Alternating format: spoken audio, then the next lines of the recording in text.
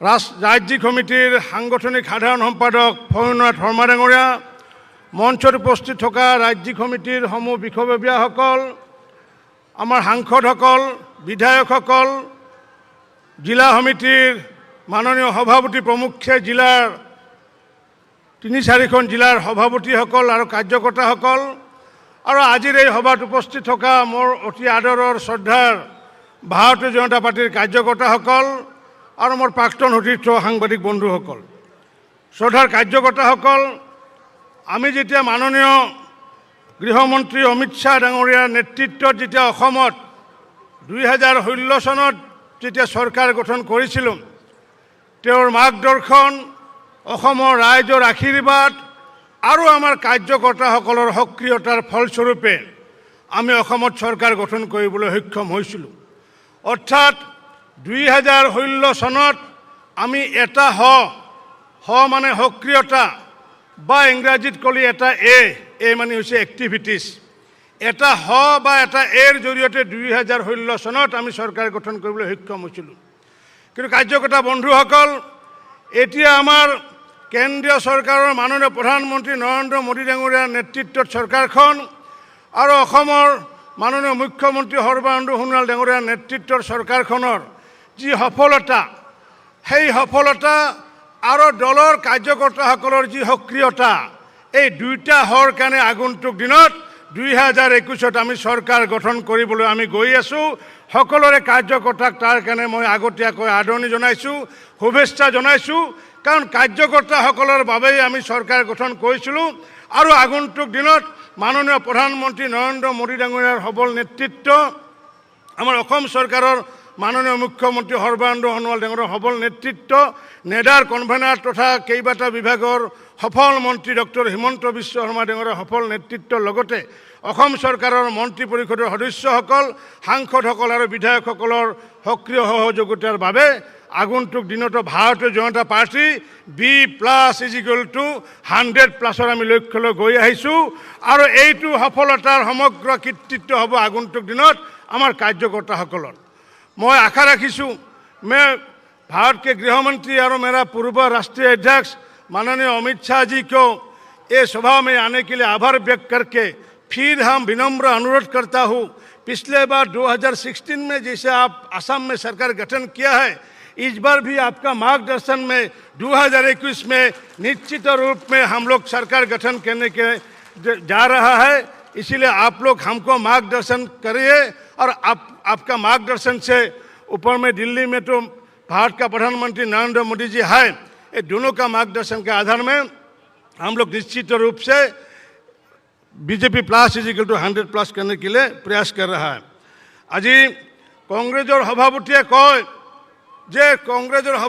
কয় যে তেওঁলোকৰ অপশাসনৰ কাৰণে, ভ্ৰষ্টাচাৰৰ কাৰণে যোৱাবাৰ তেওঁলোকে জনসাধাৰণে বোলে তেওঁলোকে অতিষ্ঠ হৈ পেলাই বোলে ভাৰতীয় জনতা পাৰ্টিক বোলে ভোটদান কৰিছিলে। মই তাৰ বিপৰীতে কওঁ যে অসমৰ ৰাইজে এইবাৰ আশীৰ্বাদ দিব যে কংগ্ৰেছৰ যি কুশাসন বুলি কৈছিলে কংগ্ৰেছৰ সভাপতিয়ে, মই কওঁ যে ভাৰতীয় জনতা পাৰ্টিৰ এই চৰকাৰখনৰ সুশাসনৰ বাবে পুনৰবাৰ অসমৰ ৰাইজৰ আমাক এইবাৰ চৰকাৰ গঠন কৰাৰ দিশে গৈ আছে। কংগ্ৰেছৰ সভাপতি নিজে কৈছে যে অপশাসন, আৰু ময়ো বিজেপিৰ সভাপতি হিচাপে কৈছোঁ ভাৰতীয় জনতা পাৰ্টিৰ সুশাসনৰ কাৰণে আমি আগন্তুক দিনত নিশ্চিত ৰূপত চৰকাৰ গঠন কৰিবলৈ গৈ আছোঁ।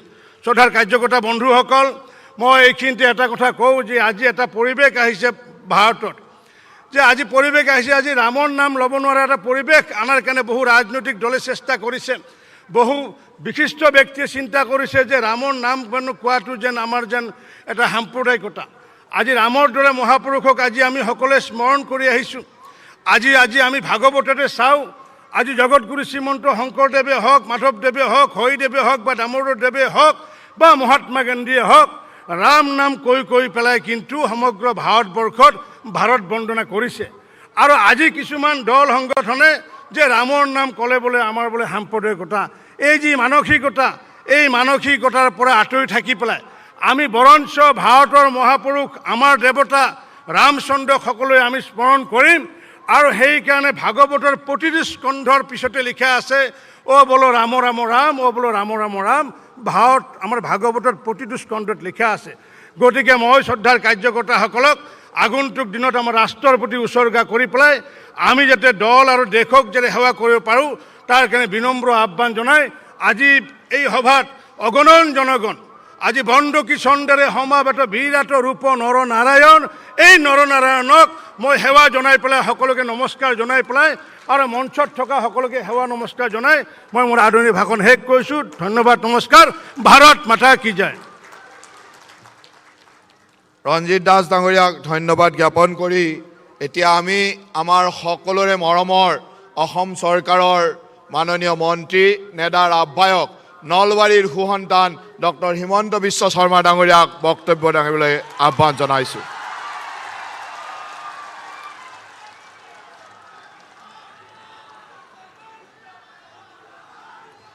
চবৰে খবৰ ভাল? একদম ভালতো? তাতে অমিত শ্বাহ দেখি সন্মুখত দেখিতো আৰু ভাল লাগিছে, হয়নে নহয়? তেলে মোৰ লগত একেলগে ক'ব, ভাৰত মাতা কি, ভাৰত মাতা কি, ভাৰত মাতা কি। নৰেন্দ্ৰ মোদী ডাঙৰীয়া দিল্লীত আছে। মোদী ডাঙৰীয়াই শুনাকৈ কওক, নৰেন্দ্ৰ মোদী, নৰেন্দ্ৰ মোদী, অমিত শ্বাহ, অমিত শ্বাহ। আজিৰ নলবাৰীৰ এই পবিত্ৰ ভূমিত ভাৰতীয় জনতা পাৰ্টিৰ বিজয় সংকল্প সমাৱেশত আমাৰ মাজত উপস্থিত থকা আমাৰ সকলোৰে প্ৰেৰণাৰ প্ৰতীক ভাৰতৰ সন্মানীয় গৃহমন্ত্ৰী অমিত শ্বাহ ডাঙৰীয়া, অসমৰ মাননীয় মুখ্যমন্ত্ৰী সৰ্বানন্দ সোণোৱাল ডাঙৰীয়া, ভাৰতীয় জনতা পাৰ্টিৰ ৰাজ্যিক সভাপতি আমাৰ সকলোৰে অভিভাৱক ৰঞ্জিত দাস ডাঙৰীয়া, নলবাৰীৰ গৌৰৱ ভাৰতীয় জনতা পাৰ্টিৰ ৰাষ্ট্ৰীয় সাধাৰণ সম্পাদক দিলীপ শইকীয়া ডাঙৰীয়া, আমাৰ প্ৰভাৰী বৈজয়ন্তজয় পাণ্ডা ডাঙৰীয়া, সহপ্ৰভাৰী প্ৰৱণ শৰ্মা ডাঙৰীয়া, মন্ত্ৰী চন্দ্ৰমোহন পাটোৱাৰী ডাঙৰীয়াকে আদি কৰি আমাৰ মন্ত্ৰীসভাৰ সতীৰ্থসকল, সন্মানীয় বিধায়কসকল, ভাৰতীয় জনতা পাৰ্টিৰ জ্যেষ্ঠ কাৰ্যকৰ্তাসকল আৰু আজি বাস্কা বজালী নলবাৰী কামৰূপ জিলাৰ বিভিন্ন অঞ্চলৰ পৰা অহা মোৰ অতিকে মৰমৰ ৰাইজ, আই মাতৃসকল আৰু যুৱক যুৱতী বন্ধু বান্ধৱীসকল, আজি নলবাৰীৰ এই পবিত্ৰ ভূমিত লাখ লাখ বিজেপিৰ কাৰ্যকৰ্তা সমবেত হৈ আজি অসমৰ ৰাইজক, ভাৰতৰ ৰাইজক আকৌ এবাৰ অতি পবিত্ৰতাৰে আমি এটা মহান বাণী দিলোঁ যে 2021 চনৰ নিৰ্বাচনত ভাৰতীয় জনতা পাৰ্টীয়ে জিকিবই, তাত আৰু আজি কোনো সন্দেহ নাই।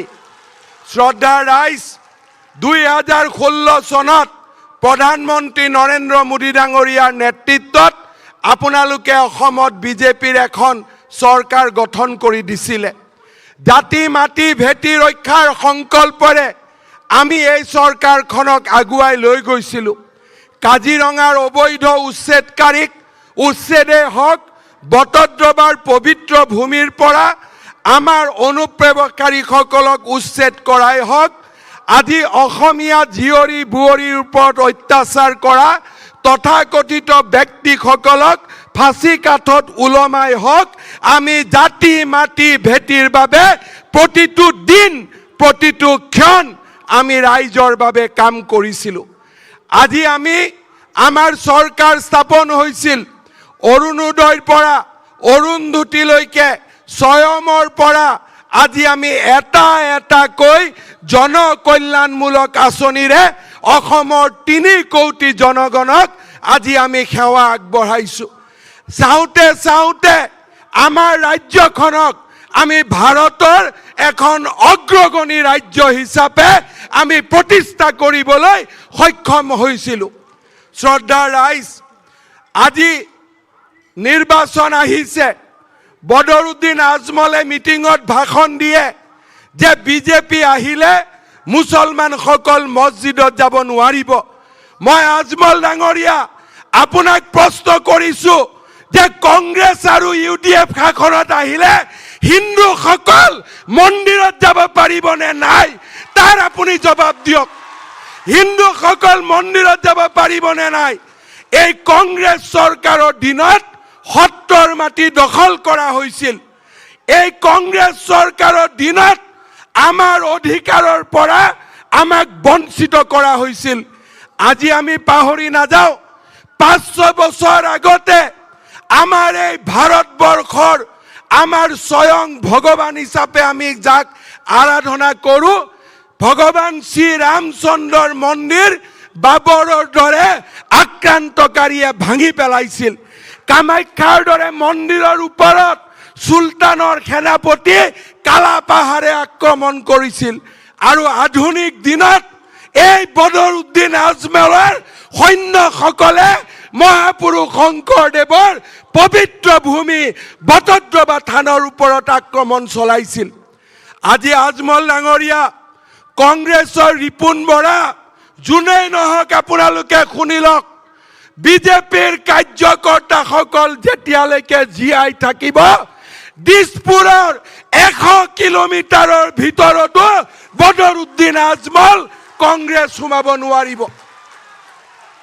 পাৰিবা নেকি পাৰিবা নেকি পাৰিবা নেকি শ্ৰদ্ধাৰ ৰাইজ এই নিৰ্বাচন আমাৰ বাবে জীৱন আৰু মৰণৰ নিৰ্বাচন অসমৰ বুকুত কিছুমানে মিয়া কবিতা লিখিব খোজে কিছুমানে মিয়া স্কুল বনাব খোজে কিছুমানে শংকৰদেৱ কলাক্ষেত্ৰত মিয়া মিউজিয়াম বনাব খোজে আমি এই মিয়া কবিতা মিয়া মিউজিয়াম গোৱাসকলক কৈ দিছো বিজেপি যেতিয়ালৈকে জীয়াই থাকিব অসমত শংকৰ আৰু মাধৱৰ জয়গান হ'ব ইয়াত কোনো মিয়া মিউজিয়াম মিয়া স্কুল আমি গঠন কৰিব নিদিও দিম নেকি এইখন নলবাৰী সংকল্প লওক দিম নেকি সকলোৱে কওক দিম নেকি শ্ৰদ্ধাৰ ৰাইজ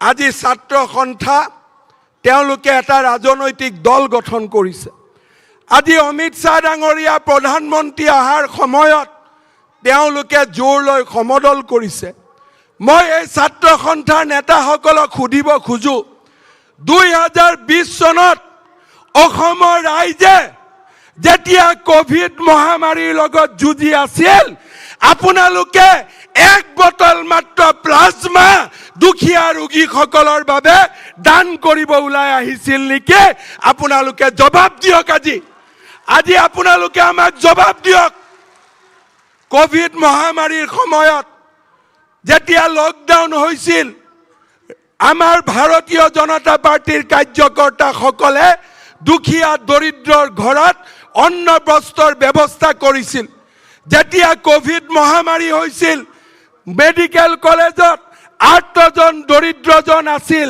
প্ৰতিজন অসমীয়াই নিজৰ এটকা হলেও আৰোগ্য নিধিত জমা দিছিলে প্লাজমা দান কৰিছিলে তেজ দান কৰিছিলে তেতিয়া ক'ত আছিল সমুজ্জ্বল ভট্ট আপুনি তেতিয়া ক'ত আছিল লুৰিন গগৈ আপুনি তেতিয়া ক'ত আছিল তেতিয়া কি আপোনালোক মিউজিয়ামত আছিল নেকি তেতিয়া কি আপোনালোক মিউজিয়ামত আছিল নেকি ক'ত আছিল কোনে দেখিছিল নেকি কোভিডৰ সময়ত দেখিছিল নেকি কোনোবাই দেখিছিল নেকি আসল লিডাৰ বিলাকক আৰু আজি এইসকলক আমি কৈ দিছো যে আপোনালোকে গোপনে আজমলৰ লগত যিমান মিতিৰালি কৰে কৰিলক সৰকাৰ কিন্তু বিজেপিৰে হ'ব তাত কোনো সন্দেহ নাই সৰকাৰ মাত্ৰ বিজেপিৰ হ'ব শ্ৰদ্ধা ৰাইজ ভাৰতৰ গৃহমন্ত্ৰী ডাঙৰীয়া অমিত শ্বাহ ডাঙৰীয়া যিজনৰ নেতৃত্বত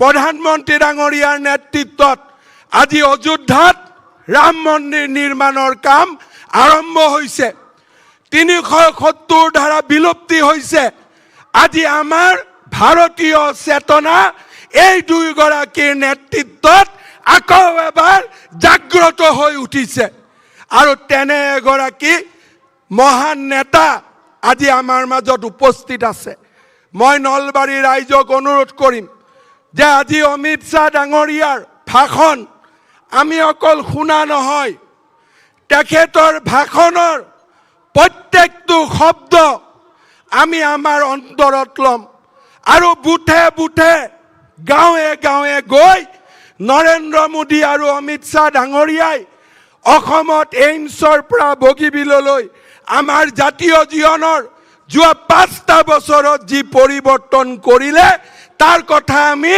গাঁৱে গাঁৱে ৰাইজৰ মাজলৈ আমি লৈ যাম। শ্ৰদ্ধাৰ ৰাইজ, মই বহু কথা ক'ব নোখোজো। আজি আমাৰ আজমল কংগ্ৰেছ এই তথাকথিত জাতীয় পৰিষদ এই গোটেই দলবিলাকৰ একেই উদ্দেশ্য, কেনেকৈ অসমত বাবৰৰ শাসন আনিব পাৰে। কিন্তু এই বিজেপিৰ হনুমানবিলাক জীয়াই থকালৈকে ভাৰতত অসমত বাবৰ নহ'ব, ইয়াত ৰামৰ জয়গান হ'ব আৰু সেই উদ্দেশ্য লৈয়ে আমি আগুৱাই যাম। যাম নে নাযাম? যাম নে নাযাম?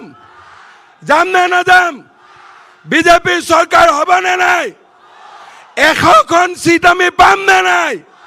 মোৰ লগত তেতিয়ালে একেলগে ক'ব, ভাৰত মাতা কি, ভাৰত মাতা কি, ভাৰত মাতা কি। বহুত বহুত ধন্যবাদ। আমাৰ মৰমৰ নেতা ডক্টৰ হিমন্ত বিশ্ব শৰ্মা ডাঙৰীয়ালৈ ধন্যবাদ জ্ঞাপন কৰিছোঁ। এতিয়া আমি মঞ্চলৈ আহ্বান জনাইছোঁ, বক্তৃতা দিবৰ বাবে আহ্বান জনাইছোঁ আমাৰ সকলোৰে শ্ৰদ্ধাৰ মাননীয় মুখ্যমন্ত্ৰী, যাৰ নেতৃত্বত অসমত এক উন্নয়নৰ বিকাশৰ ধাৰা আৰম্ভ হৈছে, তেখেতক মই মঞ্চলৈ আহি বক্তৃতা দিবৰ কাৰণে অনুৰোধ জনাইছোঁ।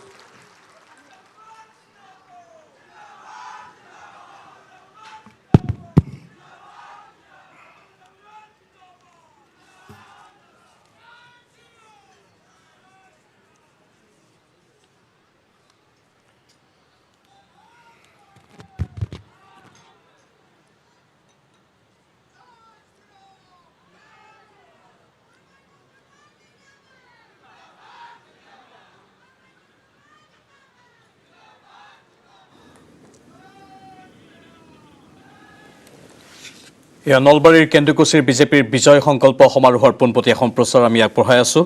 কেন্দ্ৰীয় গৃহমন্ত্ৰী অমিত শ্বাহ উপস্থিত আছে তাত। ইতিমধ্যে হিমন্ত বিশ্ব শৰ্মাই নিজৰ ভাষণ ৰাখিলে, বিজেপিৰ ৰাজ্যিক সভাপতিয়ে ভাষণ ৰাখিলে আৰু এয়া মুখ্যমন্ত্ৰী সৰ্বানন্দ সোণোৱাল। ভাৰত মাতা কি, ভাৰত মাতা কি। ভাৰতীয় জনতা পাৰ্টীৰ বিজয় সংকল্প সমাৱেশত আজি আমাৰ মাজত আহি আমাক উৎসাহিত কৰিবলৈ অহা ভাৰতবৰ্ষৰ বলিষ্ঠ গৃহমন্ত্ৰী পৰম শ্ৰদ্ধাৰ অমিত শ্বাহ ডাঙৰীয়া, ভাৰতীয় জনতা পাৰ্টীৰ অসম প্ৰদেশৰ মাননীয় সভাপতি ৰঞ্জিত কুমাৰ দাস ডাঙৰীয়া, অসম চৰকাৰৰ বিত্ত, স্বাস্থ্য, লোক নিৰ্মাণ আৰু শিক্ষা বিভাগৰ মাননীয় মন্ত্ৰী তথা নেডাৰ আহ্বায়ক আৰু এই নলবাৰী জিলাৰ সুসন্তান ডক্টৰ হিমন্ত বিশ্ব শৰ্মা ডাঙৰীয়া,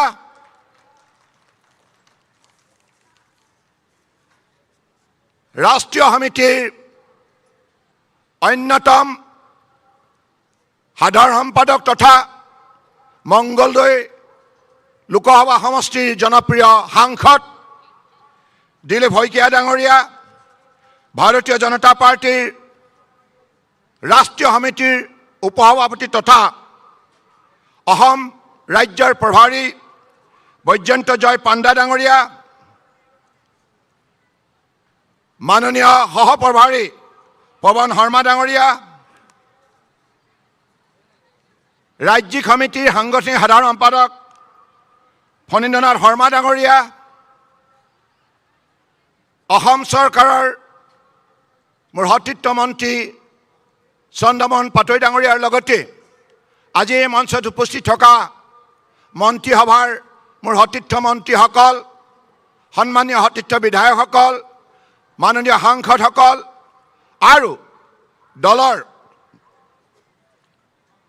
পৰম শ্ৰদ্ধাৰ বিষয়ববীয়াসকল, সমবেত পৰম শ্ৰদ্ধাৰ ৰাইজ আৰু সাংবাদিক বন্ধুসকল, জয় জয়তে আজি এই শুভক্ষণত সমবেত হোৱা আপোনালোক সকলোৰে প্ৰতি মই মোৰ আন্তৰিক শ্ৰদ্ধা জ্ঞাপন কৰিছোঁ।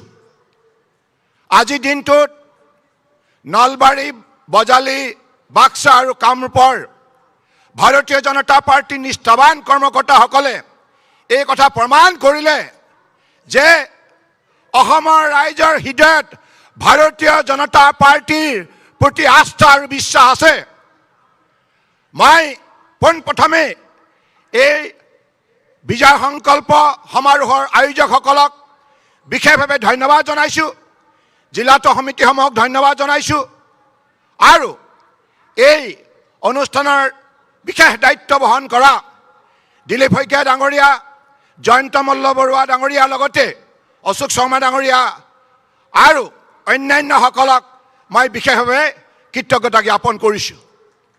আজি ইতিমধ্যে ডক্টৰ হিমন্ত বিশ্ব শৰ্মা ডাঙৰীয়াই এই কথা আপোনালোকক জনাইছে যে আজি আপোনালোকৰ উপস্থিতিয়ে পুনৰবাৰ এই কথা অসমৰ ৰাজনীতিৰ প্ৰেক্ষাপটত স্পষ্ট ইংগিত বহন কৰিছে যে 2021 চনত আকৌ বিজেপি চৰকাৰ, হ'বনে নহয়? হ'বনে নহয়?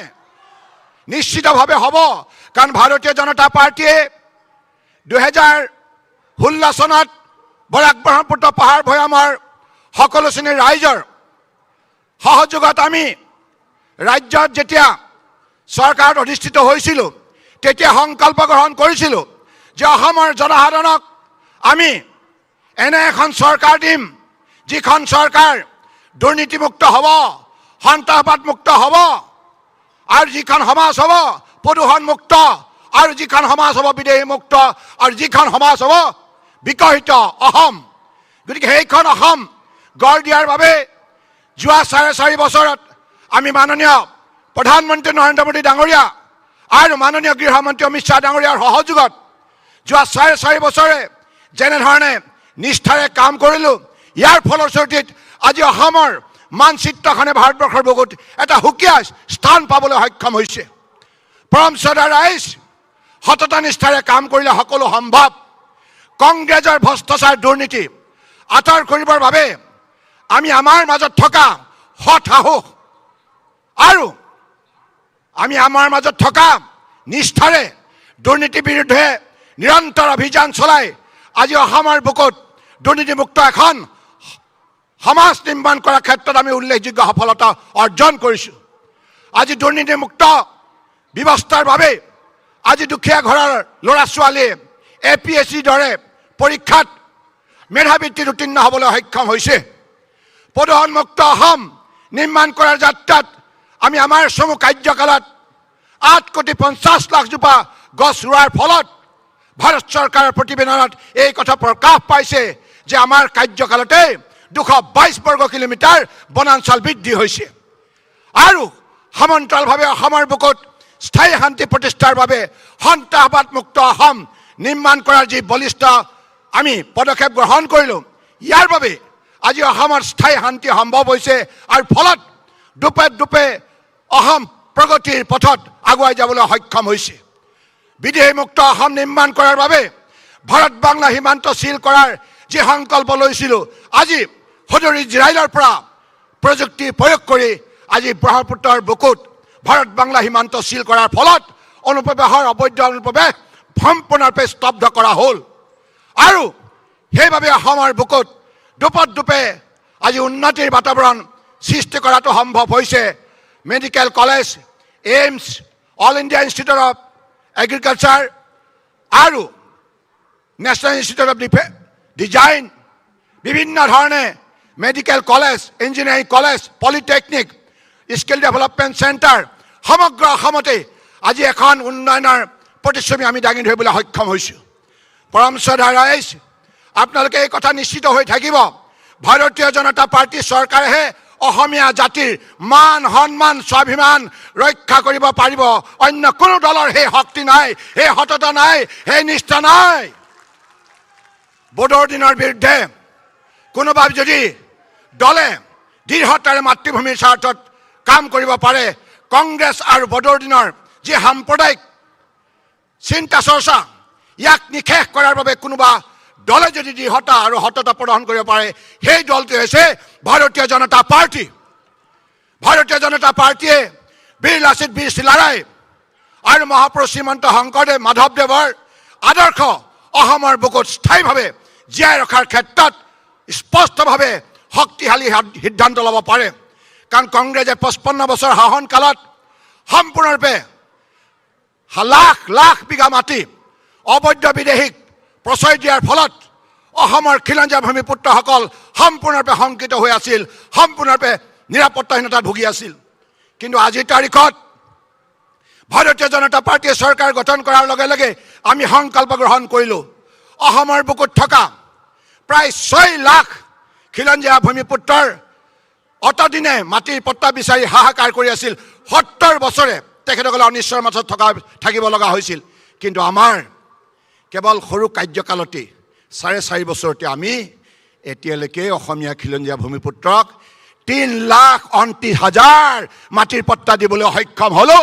এই কথাই স্পষ্ট কৰিলে অসমীয়া জাতিৰ মাটি ভেটি ভাষা কৃষ্টি সংস্কৃতি ঐতিহ্য যদি কোনোবাই ৰক্ষা কৰিব পাৰে, সেই হৈছে ভাৰতীয় জনতা পাৰ্টি, সেই হৈছে ভাৰতীয় জনতা পাৰ্টি। আৰু প্ৰকৃতাৰ্থত আজি যিমানবিলাক দল সংগঠন জন্ম হৈছে, ৰাজনৈতিক দল নতুন নতুন আত্মপ্ৰকাশ কৰিছে, কিন্তু এটা কথা, এইবিলাক দলে অসমীয়া জাতিক নিৰাপত্তা দিব নোৱাৰে। এখেতসকলৰ কেৱল এটাই ইচ্ছা, মন্ত্ৰী বিধায়ক হোৱা। এখেতসকলে জাতিৰ স্বাৰ্থত কোনো দিনেই সততা নিষ্ঠাৰে কাম কৰিব নোৱাৰে। কাৰণ তেখেতসকলে আজি ডক্টৰ হিমন্ত বিশ্ব শৰ্মাই কোৱাৰ দৰে ভিতৰুৱা যিটো মিলাপ্ৰীতি, তেখেতসকলে বড়োৰ দিনৰ দৰে সাম্প্ৰদায়িক শক্তিৰ সৈতে মিতিয়ালি স্থাপন কৰি ক্ষমতা দখল কৰাৰ যি তেখেতসকলে অপচেষ্টা চলাইছে, সেইটো সম্পূৰ্ণৰূপে নিশেষ কৰা হ'ব আগন্তুক দিনত। এই কথা নিশ্চিত। আৰু অসমীয়া জাতিক নিৰাপত্তা দিবৰ বাবে আমি জীৱনৰ সৰ্বস্ব ত্যাগ কৰিবলৈ প্ৰস্তুত আছোঁ। আৰু বৰাক ব্ৰহ্মপুত্ৰ পাহাৰ ভৈয়ামৰ বৃহত্তৰ অসমীয়া সমাজখনক নিৰাপত্তা নিশ্চিত কৰি আমি এইখন অসমক ভাৰতবৰ্ষৰ অন্যতম শ্ৰেষ্ঠ ৰাজ্য হিচাপে প্ৰতিষ্ঠা কৰিবলৈ সক্ষম হ'ম। সেই সংকল্পৰে আমি পুনৰবাৰ সমবেত সমূহ ৰাইজলৈ শ্ৰদ্ধা আৰু কৃতজ্ঞতা জ্ঞাপন কৰি মই মোৰ বক্তব্য সামৰিলোঁ। ধন্যবাদ। জয় আই অসম। ভাৰত মাতা কি, ভাৰত মাতা কি। ধন্যবাদ। माननीय मुख्यमंत्री महोदय के धन्यवाद ज्ञापन करिसु। हमारा बीच में है हमारे महान नेता सरदार जी का बाद अपने भारत की अखंडता को और सुरक्षा के लिए सबसे बड़ा कदम उठाने वाले हमारे सबका प्रेरणा का स्रोत दिग्गज भारत के गृह मंत्री अमित शाह जी, मैं उनको निवेदन करता हूं कि आप अपना अमृत वाणी से हम सबको मार्गदर्शन करें।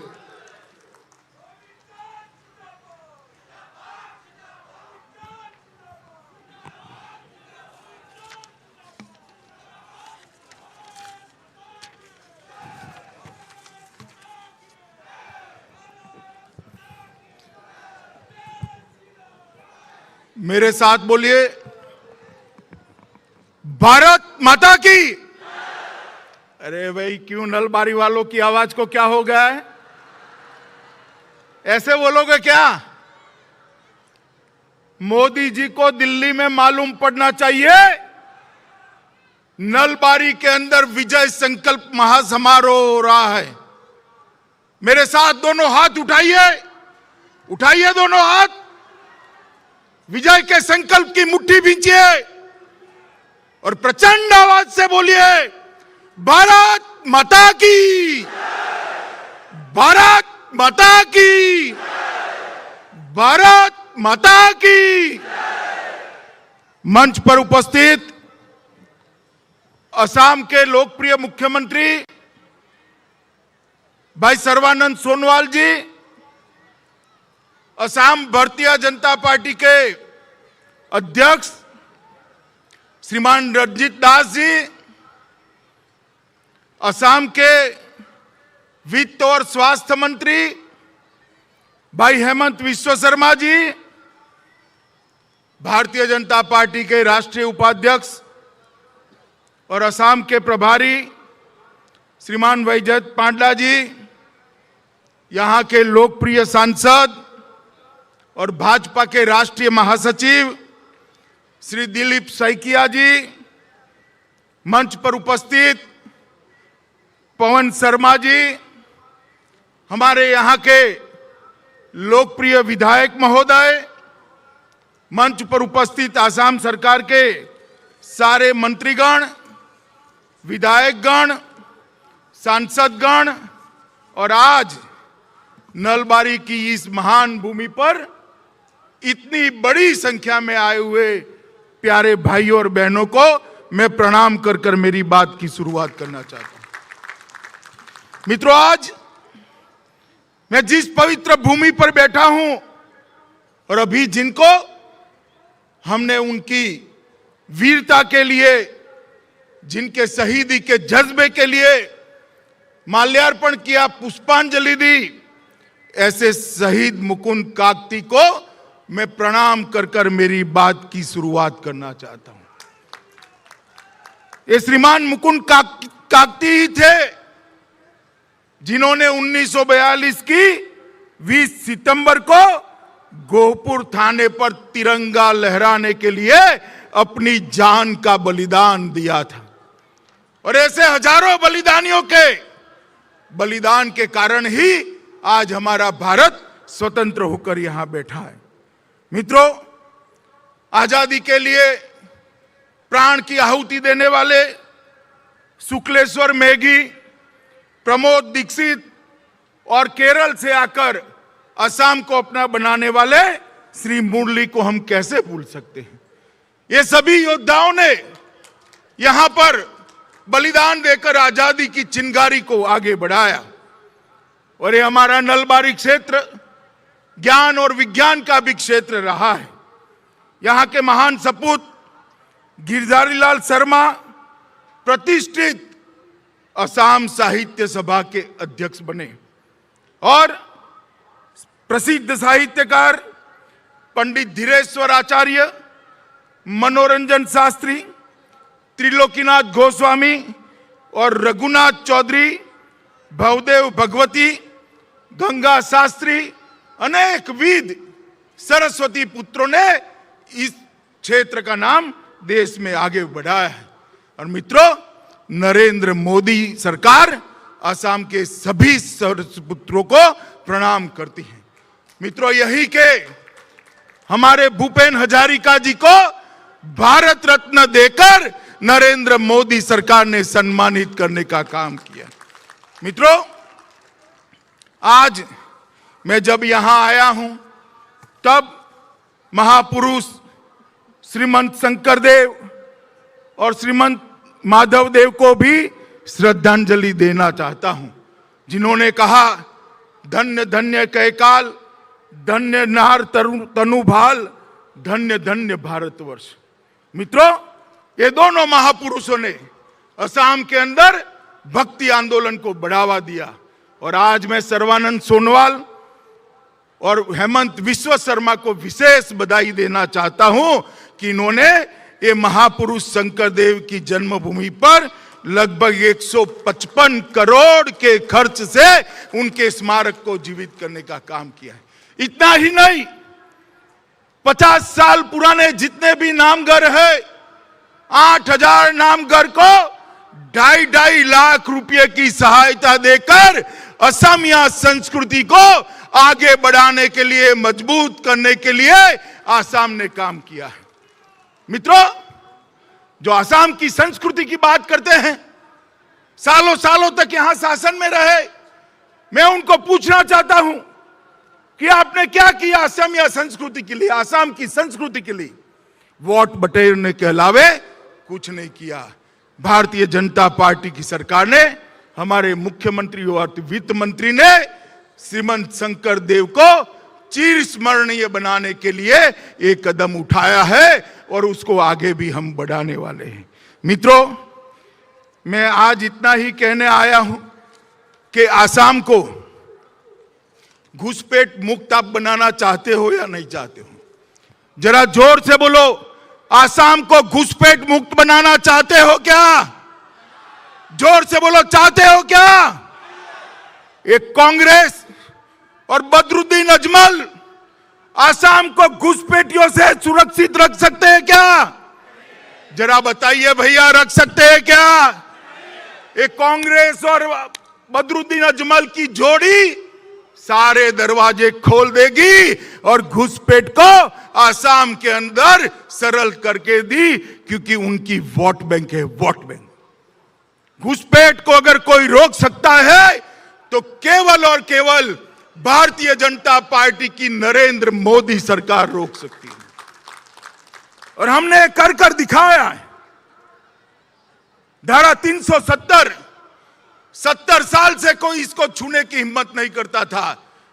श्री नरेंद्र मोदी सरकार ने 5 अगस्त 2019 को धारा 370 को समाप्त कर कर कश्मीर को हमेशा के लिए भारत के साथ जोड़ने का काम किया। 550 साल से प्रभु श्री राम का मंदिर बनाने के लिए देश भर से आवाज उठती रही, किसी की हिम्मत नहीं चली। आपने दूसरी बार प्रधानमंत्री जी को पूर्ण बहुमत दिया और आज प्रभु श्री राम का गगनचुंबी मंदिर बनने की शुरुआत हो चुकी है। मित्रों, गगनचुंबी मंदिर। आप मुझे बताइए भैया, एक कांग्रेस पार्टी कई बार भाजपा पर सांप्रदायिक होने का आरोप लगाती, मगर कांग्रेस पार्टी को मैं पूछना चाहता हूं कि केरल में आप मुस्लिम लीग के साथ बैठे हैं और आसाम के अंदर बदरुद्दीन अजमल के साथ गठबंधन किए हो। अजमल का भाषण सुनने वाले आप बता सकते हो, मुझे बताओ, ये कौन सी सेक्युलर पार्टी है? कांग्रेस पार्टी आसाम को किस दिशा में ले जाएगी? बदरुद्दीन अजमल और कांग्रेस के हाथ में असम सुरक्षित रह सकता है क्या? बताइए भैया, रह सकता है क्या? जोर से बोलिए, रह सकता है क्या? मित्रों, असम को सुरक्षा देनी है तो ऊपर और नीचे दोनों जगह नरेंद्र मोदी के नेतृत्व में भारतीय जनता पार्टी की सरकार बनानी है। भाई और बहनों, अभी अभी मैं बोडो क्षेत्र से आया हूं। आज 1 साल समाप्त हुआ बोडो समझौते को। मैं पूरी आसाम की जनता को कहने आया हूं, ये कांग्रेस के शासन में हमेशा एक दूसरे के साथ लड़वाने का काम किया। अंग्रेज गए, मगर कांग्रेस ने अंग्रेजों की नीति को पकड़ लिया। फूट डालो और राज करो। कभी आदिवासी और गैर आदिवासी, कभी आसामिया और बाहर के लोग, कभी बोडो और नॉन बोडो, ये लड़ाते लड़ाते लड़ाते आसाम को 20 साल तक रक्त रंजित किया। 10,000 से ज्यादा आसामी युवा का खून बहा। बहा या नहीं बहा? बताओ भैया, बहा या नहीं बहा? और जिन्होंने आसाम के युवाओं पर गोली चलाई, किसने चलाई? एक कांग्रेस पार्टी के लोगों ने चलाई। आज आंदोलन करने वाले दूसरा स्वरूप देकर कांग्रेस पार्टी को मदद करने निकले हैं, वोट कटवा बनकर भाजपा को हराने निकले। आसाम की जनता ये जो भेष बदलकर कांग्रेस को मदद करने के लिए बाहर निकले हैं, उनको जान ले, उनके मन में आसाम का हित नहीं है। उनके मन में कांग्रेस का रास्ता प्रशस्त करना है। मगर मैं उन सबको बताना चाहता हूं कि आसाम और आसाम की जनता अब विकास के रास्ते पर आगे चल चुकी है। 5 साल में मोदी जी ने बोडोलैंड की समस्या को समाप्त किया, ब्रू रियांग समझौता किया। 800 से ज्यादा हथियारी लोग अलग अलग 8 ग्रुपों के हमारे मुख्यमंत्री जी के नेतृत्व में, हेमंत विश्व शर्मा के नेतृत्व में हथियार डालकर मुख्य धारा में समाहित हो गए। अब आसाम को शांति चाहिए, आसाम को विकास चाहिए, आसाम को आगे बढ़ाने वाला एक रास्ता चाहिए, और वो केवल और केवल भारतीय जनता पार्टी की सरकार दे रही है। मित्रों, आसाम का गौरव है, गैंडा काजीरंगा के जंगलों के अंदर एक घुसपैठियों ने अड्डा बनाया था, गैंडों का शिकार करते थे, सैकड़ों की संख्या में गैंडे मारे गए, कोई कुछ नहीं बोलता था। आसाम के मुख्यमंत्री सर्बानंद सोनोवाल ने काजीरंगा के अंदर से घुसपैठियों का सफाया कर दिया, आज गैंडा सुरक्षित है। मित्रों, मैं आज आपको पूछने आया हूं, यहां विकास की एक बाढ़ आई है, नए रास्ते बन रहे हैं, अस्पताल बन रहे हैं, कॉलेज बन रही है, उद्योग लग रहे हैं, और आने वाले दिनों में आसाम की सबसे बड़ी समस्या बाढ़ की समस्या का समाधान भी भारतीय जनता पार्टी ही कर सकती है। मैं आपको अपील करने आया हूं मित्रों कि एक और 5 साल भारतीय जनता पार्टी को दे दीजिए, हम आसाम को गोली मुक्त कराए, आसाम को आंदोलन मुक्त कराए हैं, हम आसाम को बाढ़ मुक्त भी कराने का काम ये भारतीय जनता पार्टी की सरकार करेगी। मित्रों, पिछले 4 वर्ष के दौरान 20,000 किलोमीटर से अधिक रोडों का निर्माण किया है। रिफाइनरी के लिए सड़कों पर उतरना पड़ता था, सरायघाट पुल के लिए आसाम को 30 साल लंबा इंतजार करना पड़ा, मगर अब क्षेत्र में अंतर्राष्ट्रीय स्तर के अनेक काम हो रहे हैं। ब्रह्मपुत्र नदी पर 6 पुल बनाए हैं। तेल क्षेत्रों के विकास के लिए भारत सरकार ने 46,000 करोड़ रुपया दिया है। गुवाहाटी हवाई अड्डे का नया टर्मिनल बन रहा है। जोरहाट में नेशनल इंस्टीट्यूट ऑफ डिजाइन आ रही है। टिहू में फूड पार्क आ रहा है। जोगीघोपा में मल्टी मॉडल लॉजिस्टिक पार्क बन रहा है। गोगामुख में भारतीय कृषि अनुसंधान प्रतिष्ठान केंद्र बन रहा है। कल ही प्रधानमंत्री जी ने जेरंगा पठार में 1,06,000 लोगों को जमीन का पट्टा देकर भूमि का मालिक बनाने का काम नरेंद्र मोदी सरकार ने किया। गैस की रॉयल्टी के 8,000 करोड़ रुपया सरदार मनमोहन सिंह यहीं से प्रधानमंत्री थे, नहीं आता था। 2014 में अपने मोदी जी को प्रधानमंत्री बनाया, 15 में 8,000 करोड़ रुपया आसाम का आ गया। मित्रों, कोविड में भी मैं आसाम सरकार के स्वास्थ्य मंत्री और मुख्यमंत्री दोनों को बहुत बधाई देना चाहता हूं कि कोविड के खिलाफ आसाम की सरकार बहुत अच्छी लड़ाई लड़ी है। मित्रों, आसाम सरकार ने जिस प्रकार से कोविड का यहां पर प्रबंधन किया, इससे अनेक लोगों की जान बची है और मृत्यु का दर 0.47% रह गया और 98% लोग आगे निकले हैं।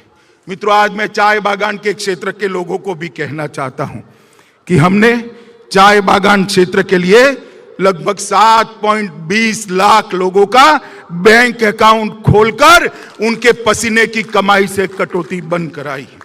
इस तरह राज्य के 26 जिलों के 7,20,000 लोगों को 5,000 रुपये की राशि देने का काम ये भारतीय जनता पार्टी की सरकार ने किया है।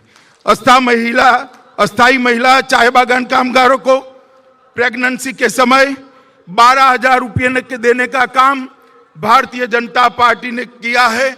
और इसके साथ साथ हम आने वाले दिनों में उनकी समुचित शिक्षा की व्यवस्था करने वाले हैं, उनके निवास का प्रबंधन करने वाले हैं और उनके स्वास्थ्य का भी प्रबंधन करने वाले हैं। कांग्रेस पार्टी आज उनके वेतन के लिए आंदोलन करी है। मैं कांग्रेस वालों को कहना चाहता हूं, मगर के आंसू मत बहाइए भैया, मत बहाइए। आपके शासन में ही वो बेचारे उजड़े हुए। आज भारतीय जनता पार्टी की सरकार उचित समय पर आपके वेतन का भी पुनर्निर्धारण करने का वादा करती है और हम इसको आगे बढ़ाने वाले। मित्रों, आज मैं जब यहां आया हूं तब कांग्रेस की सरकार को पूछना चाहता हूं, कांग्रेस के नेताओं और बदरुद्दीन अजमल को पूछना चाहता हूं, 10 साल 15 साल तक यहां सरकार रही, आपने असम के लिए क्या किया? 13वें वित्त आयोग में सरदार मनमोहन सिंह की सरकार थी, 79,000 करोड़ रुपया दिया, सिर्फ 79,000 करोड़ रुपया दिया। और 14वें वित्त आयोग में भाजपा सरकार आई, 79,000 करोड़ से बढ़ाकर 1,55,292 करोड़ रुपया देने का काम भारतीय जनता पार्टी ने किया है।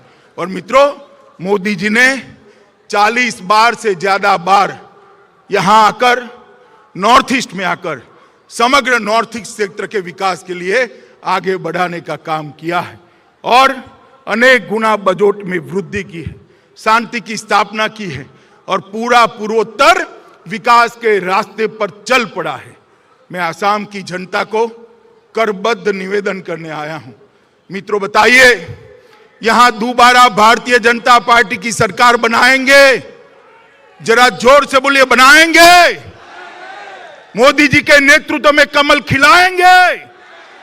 ऊपर नीचे दोनों कमल के फूल लाएंगे? तो मेरे साथ दोनों हाथ उठाइए, विजय के संकल्प की मुट्ठी बींचिए और प्रचंड आवाज से बोलिए, भारत माता की, भारत माता की, भारत माता की, वंदे वंदे।